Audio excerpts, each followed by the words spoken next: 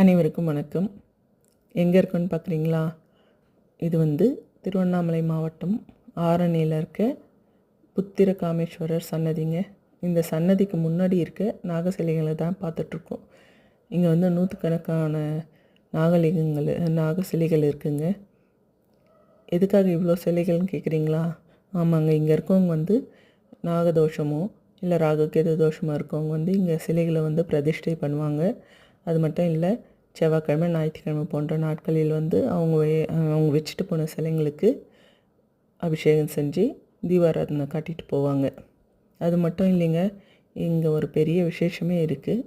என்னென்னா, திங்கட்கிழமை வரக்கூடிய அமாவாசை நாட்களில் இரவு 1 மணி 2 மணிக்கெல்லாம் ஒவ்வொருத்தரும் அவங்கவுங்க வீட்டிலேருந்து வந்துடுவாங்க. வந்துட்டு சிலைங்களை பிடிச்சி வச்சுப்பாங்க.